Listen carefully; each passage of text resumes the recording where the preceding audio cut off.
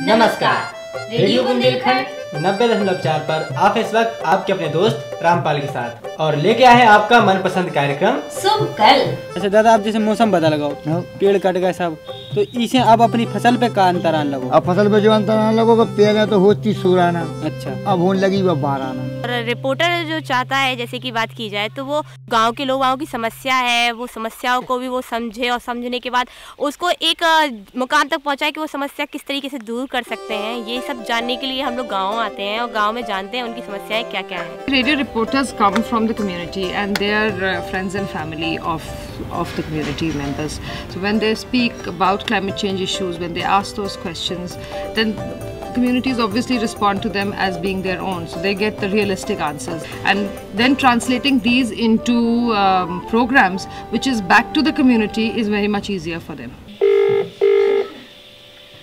Hello Prakash ji, नमस्कार। नमस्कार। अमृत मिट्टी से कितने फायदे आपको हुए हैं अभी तक? ये फ़ोन इसलिए रखा है हमारे स्टूडियो में कि इस पे हमारे श्रोताओं के फ़ोन आते हैं, तो उनके चाहे खेती से जुड़े हुए, पर्यावरण से जुड़े हुए जो भी तरह के भी सवाल हों, उनको हम रिकॉर्ड करते हैं और उन सवालों को हम वैज्ञानिकों तक ले जाते हैं और उनके सवालों का समाधान भी करवाते हैं।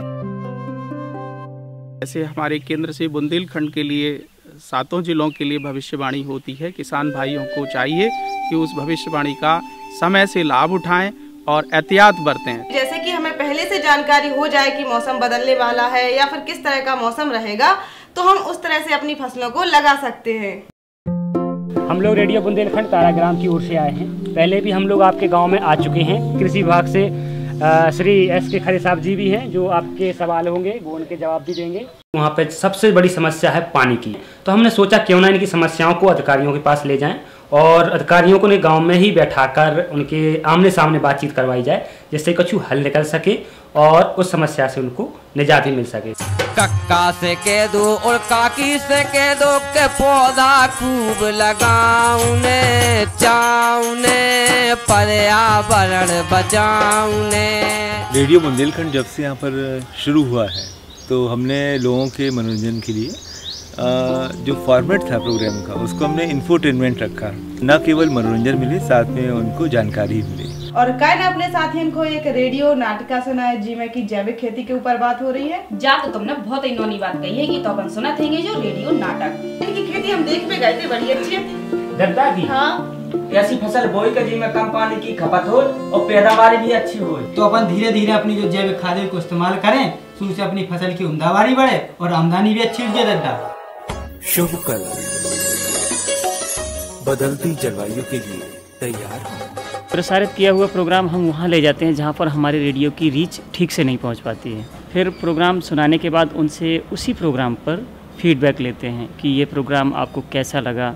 ये ब्रॉडकास्टिंग का ही एक छोटा रूप है, नैरो कास्टिंग। सुन रहे कि बहुत दिन से हल्ला हो रहा है वो रेडियो के माध्यम से कि रूरल रियलिटी शो आखिर जो है का रूरल रियलिटी शो यानी RRS जिसमें वर्षा जो अपना पर्यावरण इतना बदल रहा है, जहाँ को जो है कि एक भव्य शुभारंभ होने हैं और इमे जो अपने पर्यावरण बचावे के लाने 5 उपाय अपनाए गए। अमृत मिट्टी, केचुआ खाद, वर्षा जल संरक्षण, एग्रो फॉरेस्ट्री और किचन गार्डन। आमतौर पर ये जो रियलिटी शोज हैं ये टेलीविज़न तक ही सीमित थे। रेडियो पर इस तरह का एक अनूठा प्रयोग पहली बार यहाँ पर किया गया। इस अभियान के दौरान हमने कुछ ऐसे व्यक्तियों को भी चिन्हित किया जिन्हें आगे चलकर हमने क्लाइमेट चेंज एजेंट का नाम दिया। तो उन्हें आसपास के करीब 40 से 50 गाँवों के किसानों को भी अपने से जोड़ा और इस परंपरा को और आगे तक बढ़ाया।